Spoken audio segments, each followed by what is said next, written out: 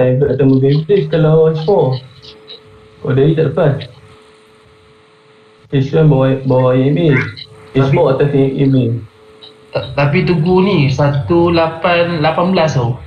Dalam 17 tu baru boleh entry. 1818 aku okey ni. 1818 itu buy lah nanti. Jauh sangat kalau nak buat sel sana. Ya, Kalau Kamil ni macam Kamil ke apa kan, dia akan pergi ke QM tau. Dia akan share balik semula. Bawah tu ada ni QM. Tadi aku share dah close lah. Sebab aku ingatkan dia boleh pergi sampai 1781. Tadi aku share ni. Mana? Ni semua share ni. Buat share tadi. Weh, dandan lah. Dia nak ambil SL aku pula.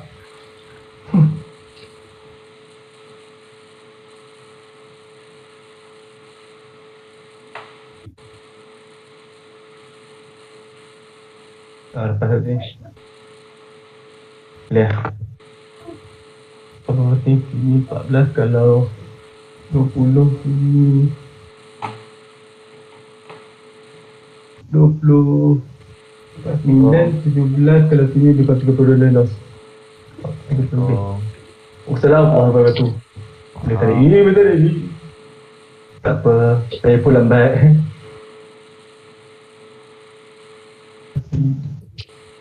$18 jauh tu kalau nak bayar 18. Imagine. Tengah tunggu ni. Dia tunjuk kat situ. Kalau dia tunjuk kat situ baru buy. Tu masuk zone tu. Nak tadi kau ni baru tengok. Hotel aku hilang. Lebih. 18 jauh lagi. Jauh sangat. Gua. 1813.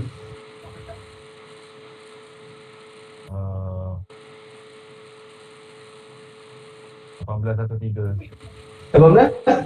13. Tu bapak jauh weh. Orang 3 tak boleh jauh weh. 18 tu. Dalam macam tu lebih kurang. 18. Wah, semua pro kat sini Tu dah start boleh buy lah. 14 boleh lah.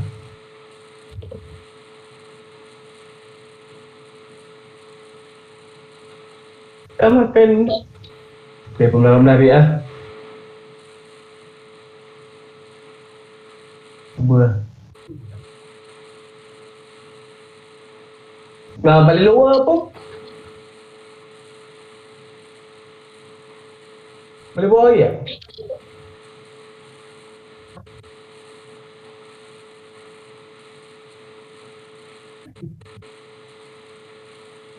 Apa? Kenapa hilang?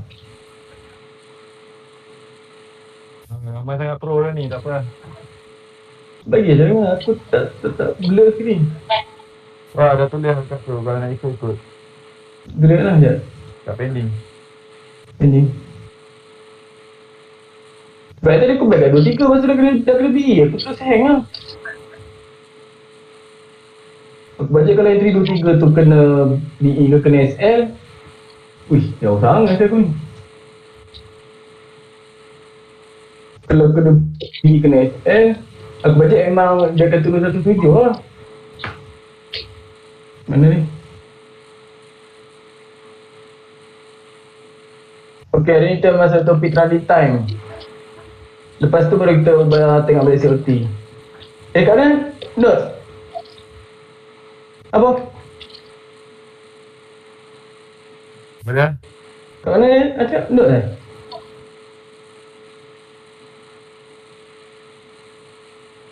Apa? Mana tulis tu? Ha? Pending order. Kan dia order.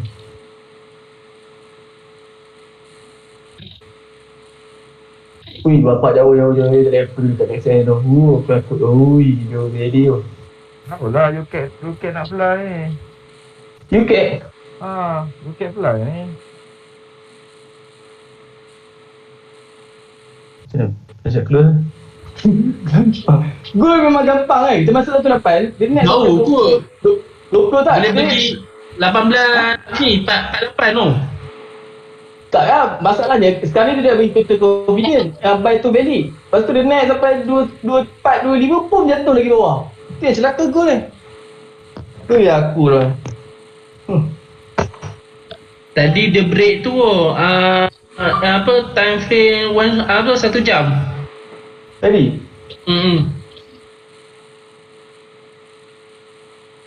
Ini baru tak confident tu. Gila takut. Ada SL lain tak ada? Ni.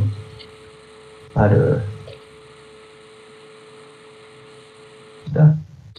Bawah tak boleh tadi. Kita ambil bawah ni tadi. Buat bawah ni SL. Okay, biar dah. Yang ni tak ada SL.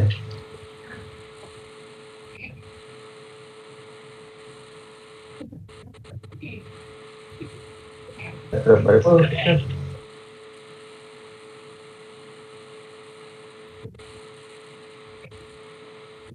Siap.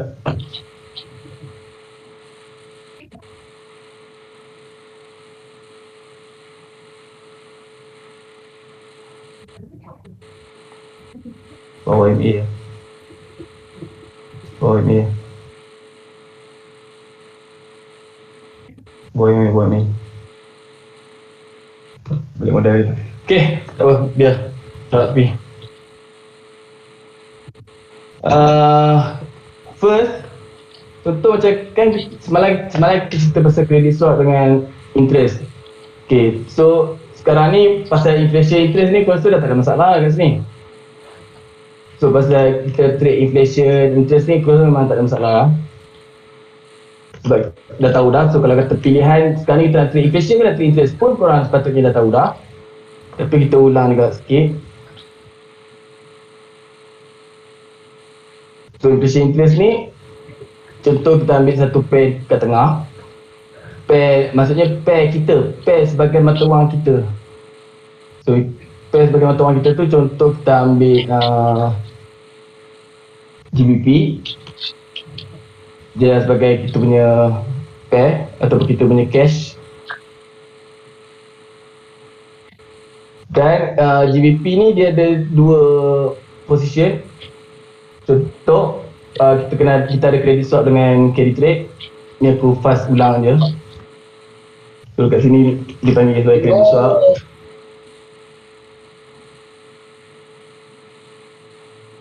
Lepas ni carry trade. Okay. Lepas tu contoh credit swap GBP dia mesti kena pairkan dengan mata wang asas. Mata wang asas contoh Euro, USD, AUD. So contoh kat sini untuk mata wang asas kita pairkan dengan GBP CAD. Dan credit trade pula GBP JPY. So automatic kat sini ada dua position. Kalau kat interest ni kita boleh nampak dia buy. Tapi kalau dekat CAD inflation kita boleh nampak dia sell. GBP ZD sell? Ya, GBP NZD lah.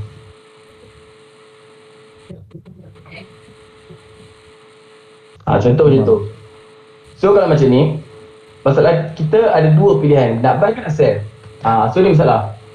So bila sekarang ni GBP, dia tak boleh cakap, kita tak boleh baca okay, GBP minggu ni kita trade GBP JPY sebab GBP JPY yang paling rendah dan paling tinggi inflation interest.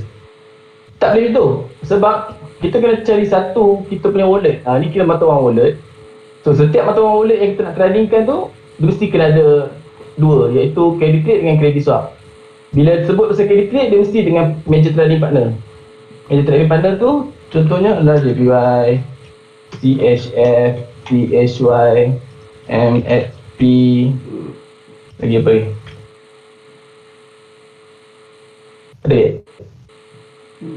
Ada? Tu lah.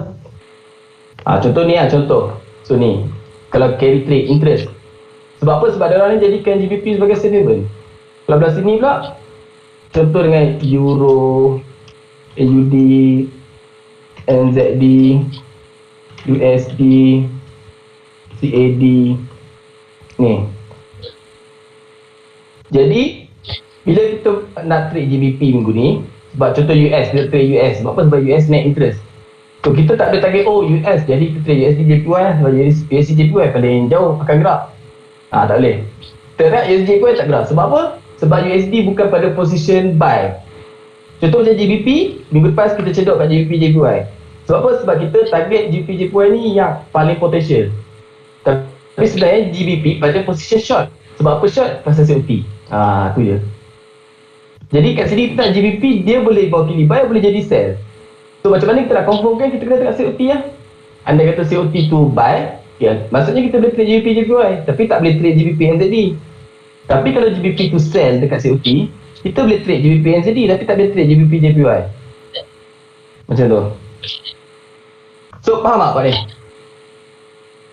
Yang tak masuk kelas malam, yang mana suruh ulang, faham tak?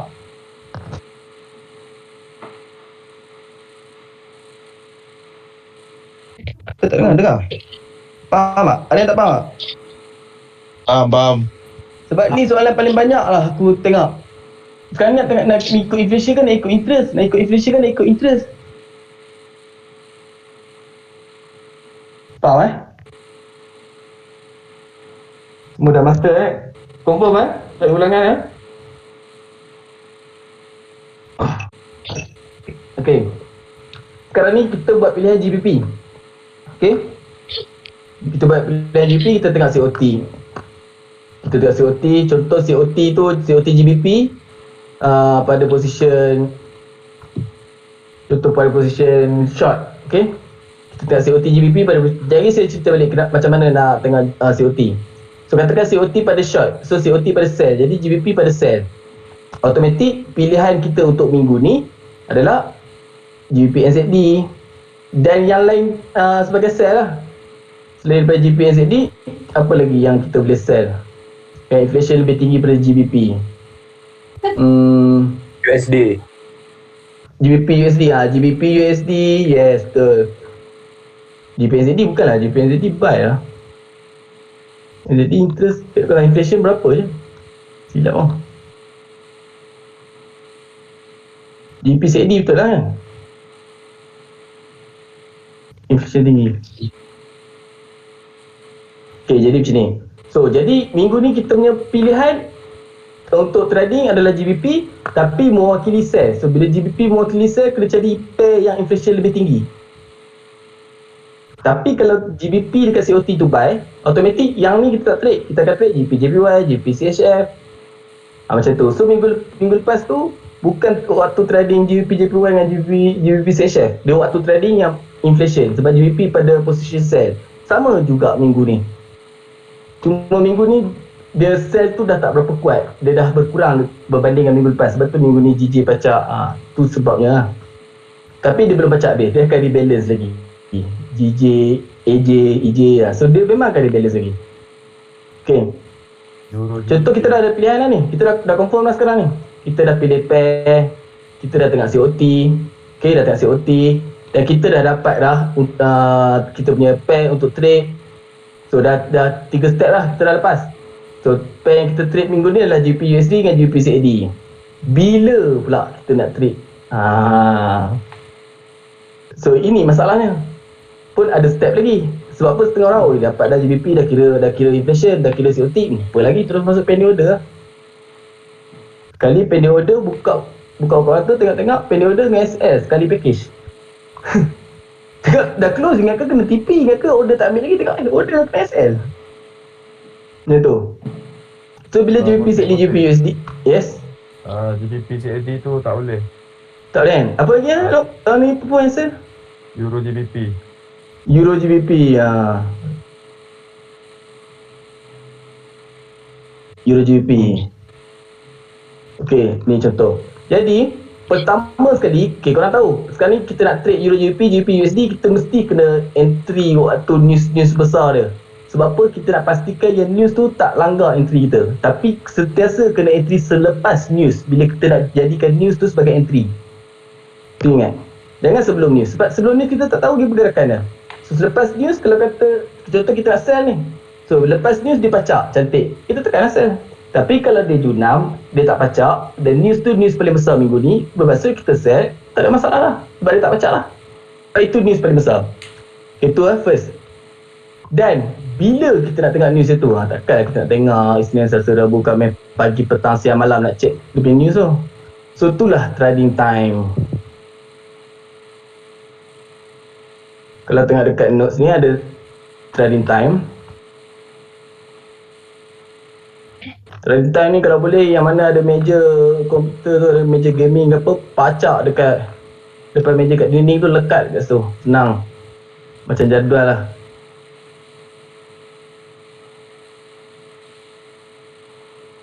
Ni bang. Kan.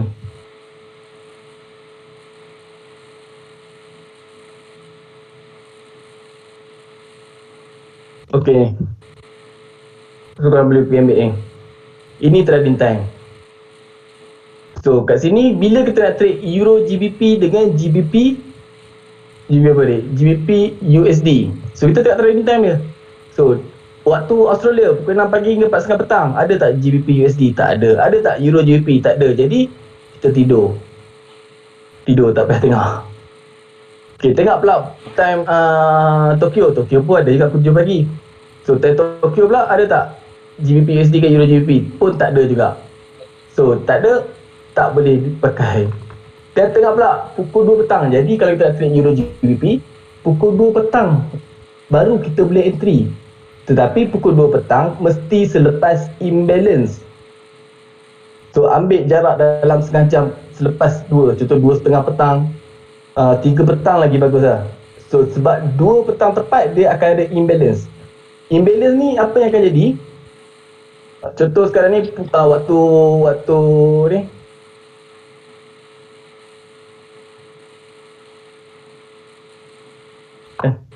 boleh.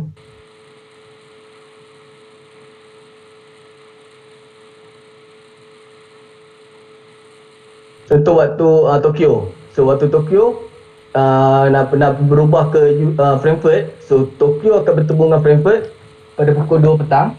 Sama juga dengan Asia. So 3 sesi akan bertemu, 2 sesi akan bertemu pukul 2. Pukul 4 baru 3 sesi. So jadi pertemuan 2 sesi tu, contoh sini Asia, ataupun Tokyo. So sini adalah Frankfurt. Okay. So sini pukul 2. Katakanlah contoh, tak kisah apa-apa pair apa. Katakanlah AUD, GBP AUD. So GBP AUD katakanlah dia tengah naik. Dia tengah naik, dia turun. Tapi pukul 2 tu, dia akan naik. Dan 2.30 dia akan turun balik. Ini namakan imbalance. Dan benda ni akan jadi 2 kali sehari. Kenapa dia buat imbalance ataupun rebalance? Inilah KPA. So inilah KPA untuk base rate. So ini KPA base rate. Dan imbalance ni dia, kalau dalam bahasa trading orang panggil level psikologi lah. So level psikologi tu memang level-level rebalance. Dan benda tu akan jadi seminggu sebanyak 6 kali. Sehari maksimum 2 kali. Sehari maksimum 2 kali untuk imbalance. Jadi setiap waktu sesi tu mesti tunggu selepas sejam, setengah jam atau sejam.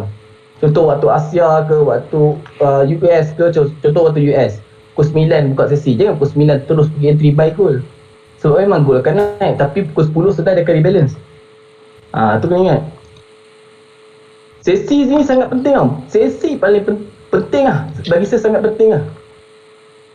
Kalau kita master bab sesi je pun kita dah boleh trade lah. Gold pun dah boleh trade lah. So contoh begitu. Kalau GBP USD pula, tengok waktu London pukul 3 petang. Jadi pukul 3 hingga 2 pagi kita ambil pukul 4 petang. Sebab dia ada imbalance ni waktu New York. So tu. Jadi pastikan entry waktu ni, waktu kena dengan sesi ni. Sebab kalau kita entry waktu yang tak kena dengan sesi, memang kena langgar, confirm kena langgar.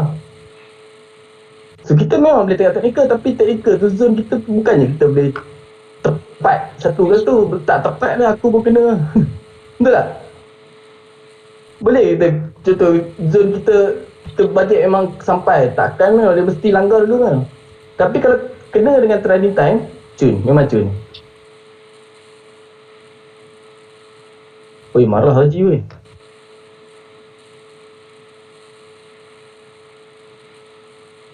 Contoh macam ni. Okay, macam ni. Sekarang ni kita nak entry GU, nak entry buy.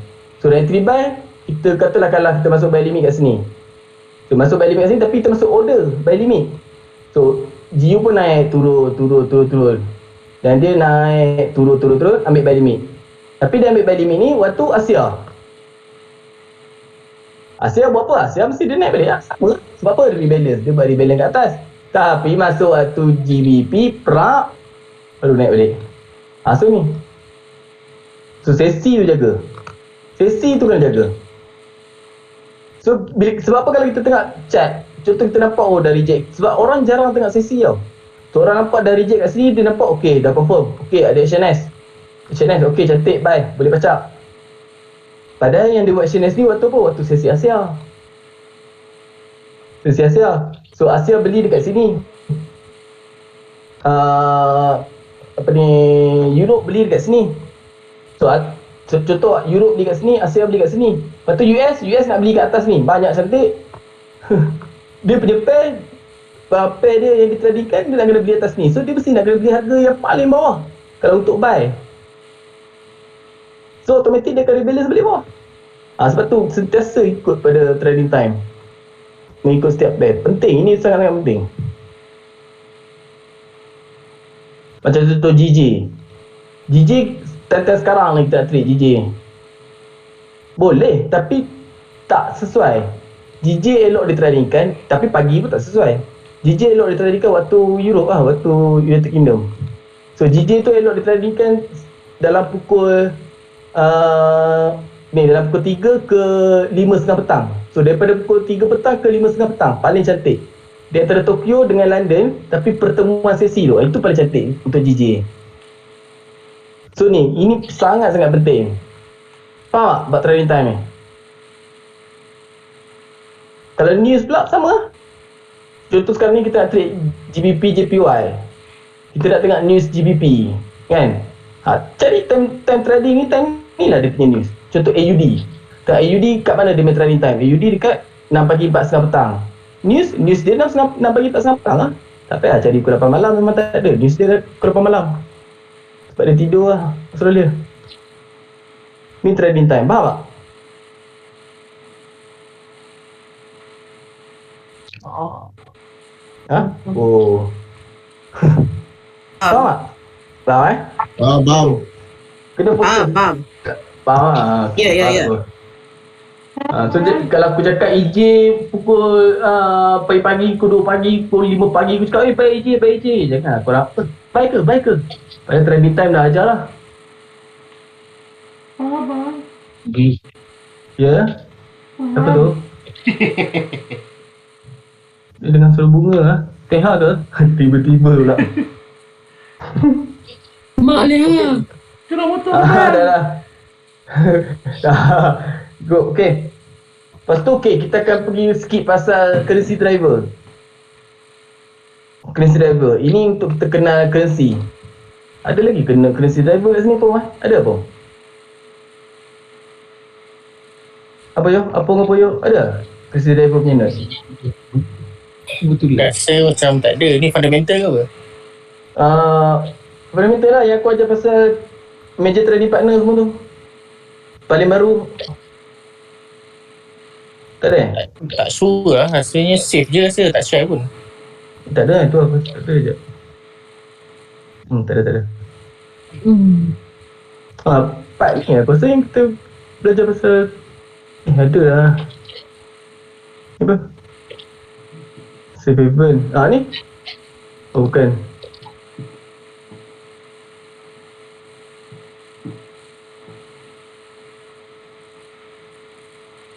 Tak ada.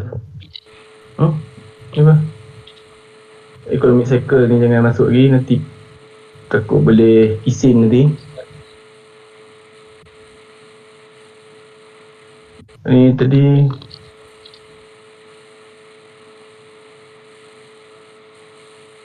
okay, retreat. So kita kena tahu fundamental of currency. Fundamental of currency tu sekejap ada kat sini kot.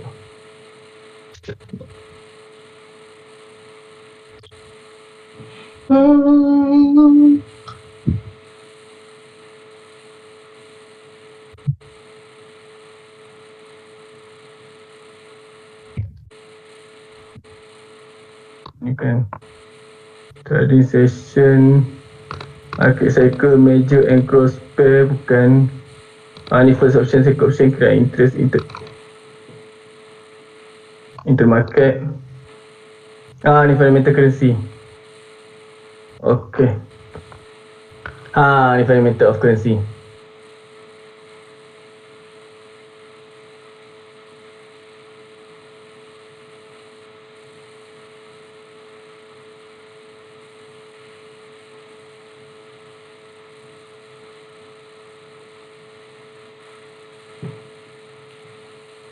Fundamental of currency ni, first kita kena tahu USD lah, sebab USD tu mata wang asas. So itu yang first kita kena tahu lah, fundamental of USD. So bila USD ni dijadikan mata wang asas, bermaksud semua commodities dinilaikan dalam USD. Semua komoditis, tak kisah apa benda pun dinilaikan dalam USD. Apa komoditis? Apa yang ada dalam komoditis tu? Minyak. Entah. Entah tak ada. Minyak lagi? Gold. Lagi? Kangkung. Lagi? Kangkung. Platinum. Silver. Lagi? Silver lagi? Palladium. Lagi? Benda yang berasas dalam komoditis kau dah tak sebut. Kau dah sebut Jagung. Ni betul. Jagung, gandum, Cendol. kopi, cotton. Cendol bukanlah cendol. Bukan. Ni komoditis. Yang kau dah sebut semua metal. Betul lah komoditis juga, tapi dalam metal. Precious metal. So komoditis gandum, jagung, koko, kopi, cotton. So tu semua komoditi dan semua tu dinilaikan dalam USD. Contoh gandum. So kalau ini aku cakap lah, tapi kita akan belajar nanti lah. Contoh sekarang ni kita gandum ataupun wheat. Okay, wheat. So untuk kita kira CPI, kita kena kira harga daripada gandum ni melalui dua cross country, contoh MYR Malaysia dengan Thailand. Okay, dengan Thailand. Harga gandum dekat Malaysia dengan harga gandum dekat Thailand dalam kuantiti 1000 dengan nilai USD. Ni untuk kita kira CPI. Tapi yang ni memang saya tak pernah ajar lagi. Saya pernah ajar sebelum ni, sekali je hari tu saya cerita pasal ni Tapi ni memang susah sikit lah. Tapi ni untuk kita kira dapatkan CPI. CPI kita tak payahlah kira nak dapatkan. Kita bukan nak kerja dengan US Labour Data pun nak keluarkan CPI. Kita nak kira inflation, nak trade. Tapi kalau yang nak rajin nak belajar boleh je. Tu ini yang kita akan dapat CPI. Jadi semua komoditi dinilaikan dalam USD lah. Untuk kira market basket, kita kena nilaikan dalam USD. Market basket tu untuk dapatkan CPI lah. CPI tu adalah inflation. Maksudnya peningkatan CPI tu adalah inflation. Dan peningkatan inflation tu akan membuatkan mata wang meningkat. Dan peningkatan mata wang tu dikawal oleh interest. Tu. Selain pada komoditis dinilaikan dalam USD, USD juga adalah greenback.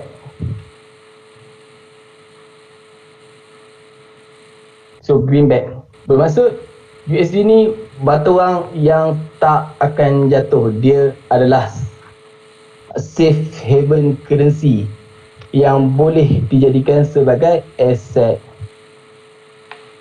Sahabat, terima. Faham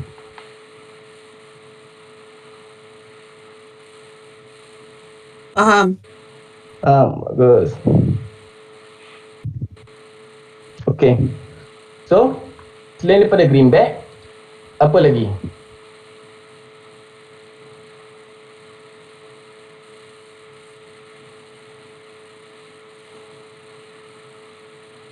Selain daripada greenback, Fik, nanti share nota ni dekat dalam tu.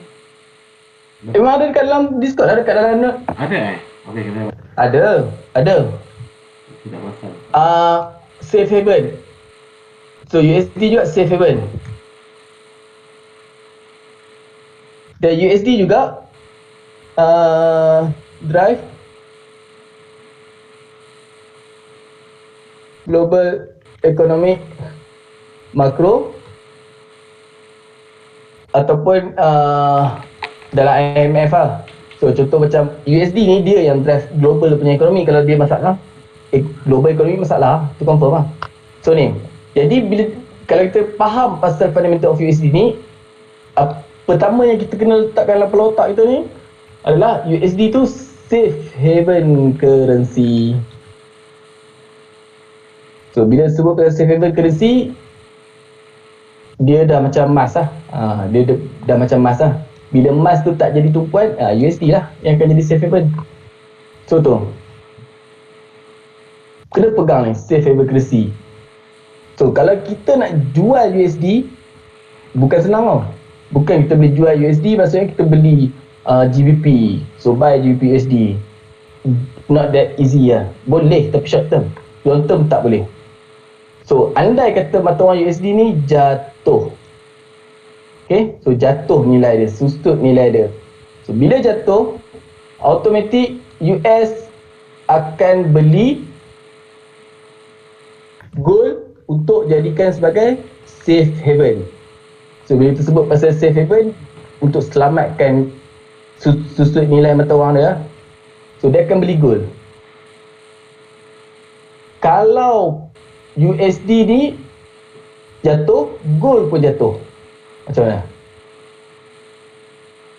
USD jatuh, gold pun jatuh. Dia nak beli apa? Siapa beli tak? Minyak. JPY. Tak boleh. Dia takkan beli JPY. Dia takkan beli mata wang siap ni. Sebab dia greenback.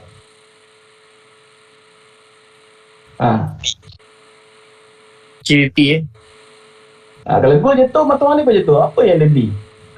AUD. Tak. ABP. Dia tak beli apa-apa lah. Dia kata tak pegang USD lah. Sebab pilihan dia hanya gold saja. Kalau gold jatuh, okey dia pegang USD. Tapi dia naikkan interest. Sebab dia tak boleh beli mata wang lain untuk dijadikan safe haven. Sebab tu dia namakan greenback. So ni USD. Dia hanya jadi ambil gold saja sebagai safe haven. Andai kata mata wangnya susut. So ni. Sebab apa? Sebab salah satunya dia safe, dia mata wang asas.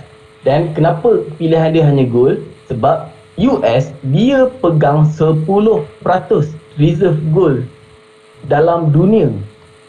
Keseluruhan gold dalam dunia, sekarang saya tak tahu berapa, tapi last dalam 1,800 tan gold yang ada dalam dunia, dan US tu pegang 10% daripada reserve gold tu. So tu sebab dia. Jadi dia takkan beli mata wang lain. So kalau USD jatuh, automatik kita kena tengok gold. Tapi kalau gold pun jatuh, kita tak boleh trade lagi USD. So tu kena jaga. Tapi kalau mata wang JPY, CHF, MXP, CHY, lagi apa lagi? SGD pun ada lagi tak? Ada lagi apa? Habis kan? Habis. Okay, kalau ini mata wang ni, so anda kata mata wang ini floating regime tau. So ini floating regimes. Floating regime apa? Floating regimes. Ini mata wang ampungan. Kalau US ni dia dalam peg regimes, sama juga GBP dalam peg regime. Peg regimes. So sekarang ni anda kata JPY, CHF, MXP, CHY, SGD ni jatuh, tapi gold naik. USD jatuh. So diorang akan beli gold ataupun beli USD. USD jatuh. USD lah. Diorang tetap akan beli USD. Diorang tetap akan beli USD, betul. Betul. Sebab kita punya nilai mata wang dengan gold tu terlampau jauh. Kalau gold tu jatuh 10 pip akan beri kesan banyak pada mata wang kita. Macam tu. Ya, gold berapa 1 gram? 250. Kalau jatuh 10 pip, katalah 10 jatuh 18. So kat situ dah $10 ataupun $1. Kalau kita ringgit dah dekat RM50 per 10 pip. So susut nilai RM50. So sebab tu tak boleh. Dia akan pilih USD. Tetapi kalau mata wang JPY, CHF, MSP ni naik, apa yang diorang buat? Diorang akan beli gold. Diorang akan beli gold.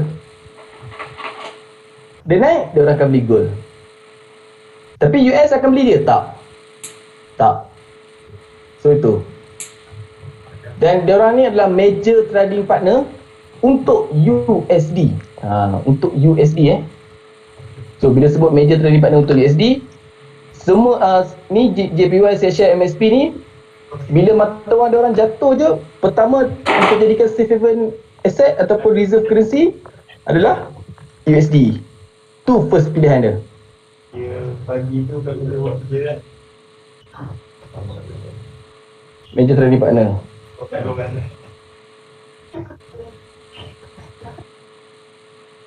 So dia akan pilih USD tu.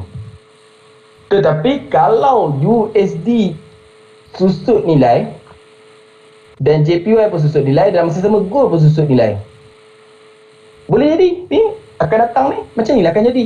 Barulah dia akan pilih peg regimes yang lain. Peg regime yang lain itu adalah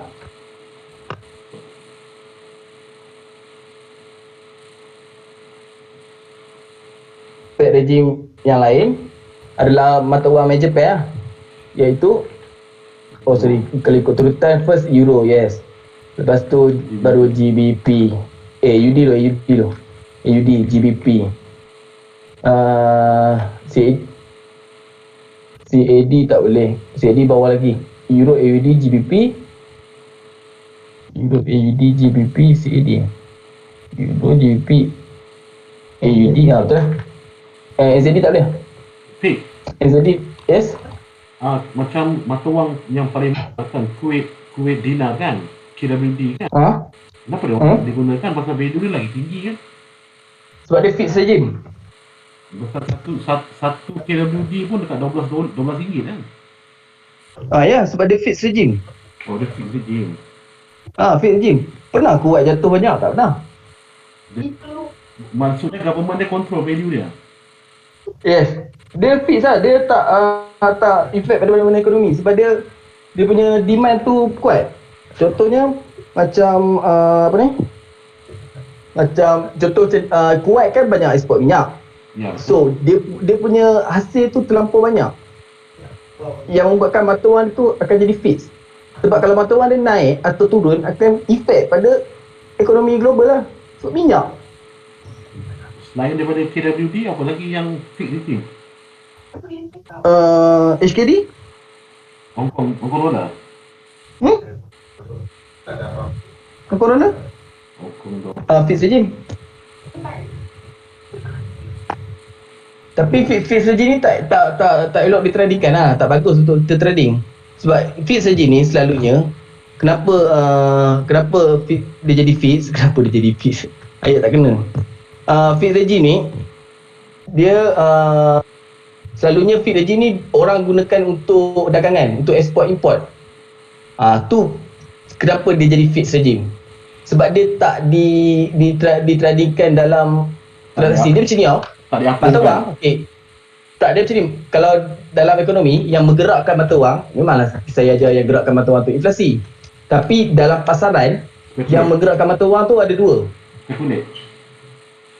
Yang menggerakkan naik turun mata wang tu ada dua. Yang pertama adalah Siapa jawab? Speculation. Spekulasi bukan? Yang pertama adalah Money supply. Kejap. Bukan. Perdagangan. Oh, salah. Oh. Perdagangan. Ni import, export, orang jual beli, macam kita import beras ke Thailand ke apa transaksi, kita beli minyak daripada luar ke, beli gas apa benda saja yang menggunakan mata wang kita dengan mata wang lain itu perdagangan yang menggunakan mata wang. Dan yang kedua adalah pasaran bebas. Pasaran bebas ataupun international trade. So dua ni international trade. Kalau maksud bila sebut pasal perdagangan, dia mestilah dalam barangan, betul tak? So kita tak panggil export mata wang. Ada aku nak export mata wang Malaysia bawa pergi US, boleh? Tak boleh kan? Barangan pula, barang. So kalau ini bermaksud trade lah, mata wang lah. Tukaran mata wang tapi di pasaran bebas. So ini selalunya akan jadi pada floating regimes. Kenapa? Sebab tu kita punya Japan punya ekonomi, CHF punya ekonomi, bila orang banyak trade je mata wang dia, automatik dia punya export menurun, dia punya import menaik. Sebab ni sebab ni yang bergerakkan dia. So kalau fixed regime tu dia memang fokus pada perdagangan. Sebab kalau mata wang dia naik, automatik semua masalah. Ya, minyak naik, semua masalah. Betul tak? Kalau Kuwait naik $50, mampus. Minyak seliter RM50. Mampus tak? Mampus lah. Tu sebab dah. Sama juga Hong Kong. So faham tak? Faham Faham. Ini dalam intermarket juga ni. Okay, jadi ini USD. Dan untuk Asia, so kita Europe dan Asia, kalau dalam mata wang major, dia bahagi pada dua je. Europe, kalau siapa yang trade stock pun tahu juga kan, Europe session dengan Asia session lah. Dengan Asia session, kalau ikut sesi lah. Okay, jadi untuk Europe dengan Asia ni, andai kata Japan, CHF, MXP, CHY, SGD ni tak boleh beli USD sebagai safe haven, tak boleh beli gold sebagai safe haven, dan memang ekonomi dunia pun tengah masalah. Stok US jatuh, stok Asia jatuh. Contohnya sekarang ni ya. Siapa, mata wang apa yang akan bertindak untuk kawal ekonomi daripada major trading partner dan untuk kawal USD GBP tadi tu? Yes. Ini adalah CAD dan sini adalah AUD. So bila dekat sini contoh US masalah, GBP masalah, Euro masalah, sama macam sekarang ni. Okay. So tiga ada tambah satu US. Sekejap. Kalau belah sini kita mau pilih USD, GBP dengan Euro. So USD, Euro, GBP. USD, Euro dan GBP. Okay, tiga-tiga dalam masalah macam sekarang ni. Dan yang belah sini pun masalah juga. Masalah bermaksud yang belah sini dia tak terkawal lah, tak terkawal. Contohnya dah turun terlampau banyak ke, ataupun dah naik terlampau tinggi ke, membuatkan JPY dah tak boleh nak beli. So mungkin dia jatuh sini, dan sini pun jatuh. So bila dia dua-dua jatuh tu masalah. Dua-dua naik pun masalah juga. Dah sini naik, dah sini pun naik, pun masalah juga. So bila terjadi benda macam ni, automatik kita punya global economy mengalami inflasi ya. Tak kisah hawkish ataupun dovish, tapi dia berkenaan dengan global economy. Contoh macam kita sekarang, global economy inflation, kita sekarang pada kadar 2.6%. So 2.6% tu sebenarnya dalam keadaan yang sangat tak bagus lah. Sangat-sangat tak bagus.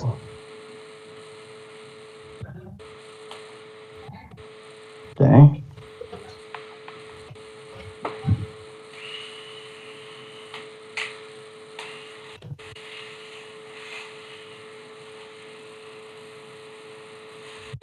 Okay. Dia dah tak bagus. So bila jadi macam ni, automatik CAD akan ambil alih, AUD akan ambil alih. Ambil alih macam mana?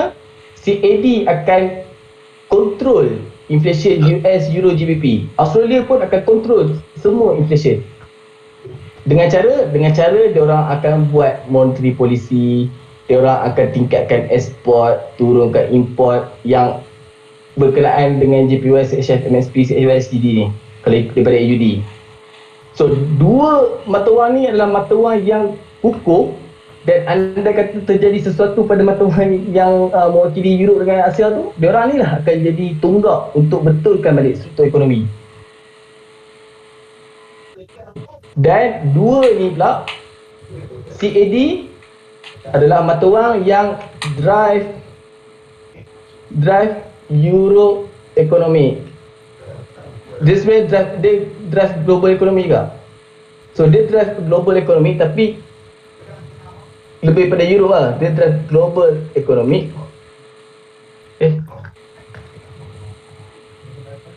Dan dia juga drive oil.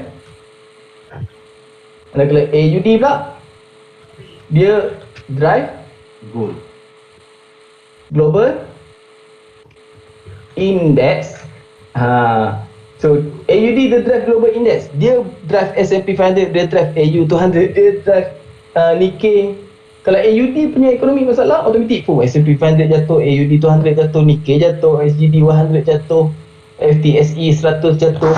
Sebab AUD memang dia drive dia drive apa? Dia drive index. Dan yang kedua pula, dia drive metals. Dia drive metals. Sebab apa dia drive metals? Sebab dia export iron ore. So sebenarnya iron ore yang drive metal, bukan Australia yang drive metal. So iron ore yang drive metal, yang drive gold pun. Kalau iron ore ni naik, gold naik. So tu. Jadi AUD bila dia naik, bila AUD tu bullish, bermaksud gold akan bullish. Tapi untuk pasangan USD, dalam masa yang sama S&P 500 pun akan naik.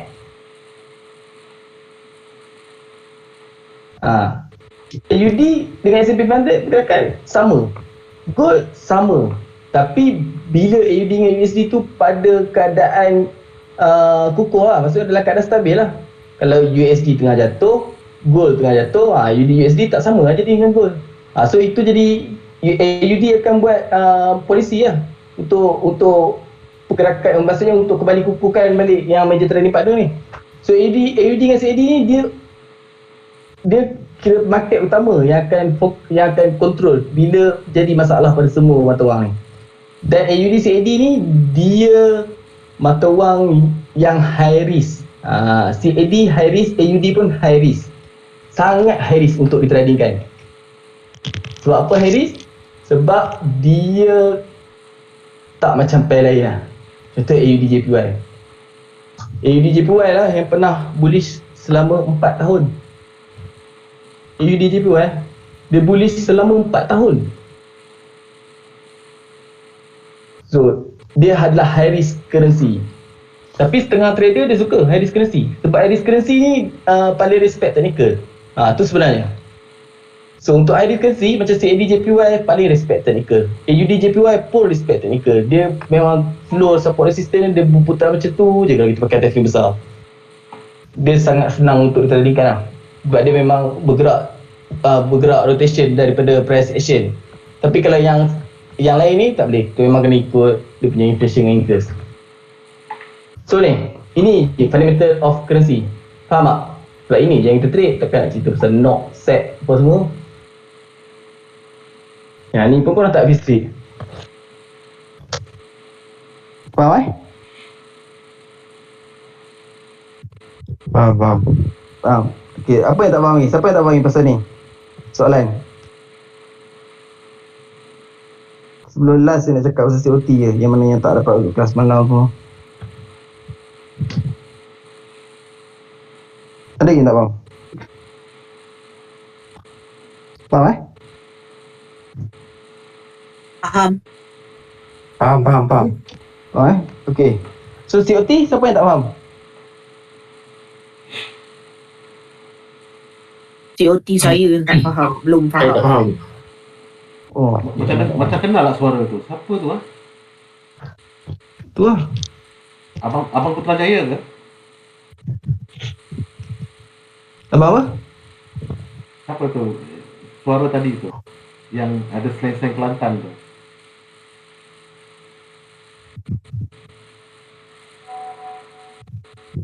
Apalah. Ya, third entry goal pula. Sekejap. Sampai lagi. Fit, Yes. nanti habis ni abang call kau boleh? Boleh. Nombor mana? Ada 2 nombor tu. Nombor 0116 tu. Sekejap abang check balik. Sampai gap mah. Ni nak jatuh banyak pun segol ni kalau gap macam ni.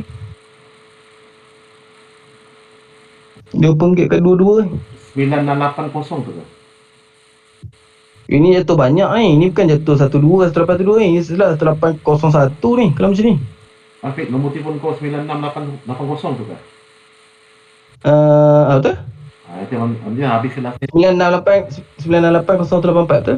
Itulah nanti cari abang telefon kau habis kelas Sekejap. Okey. Sorry. Okey. Beres. Okey. So, bab COT pula. COT tahu dah tengok kat mana? Yang mana tak dapat COT lagi?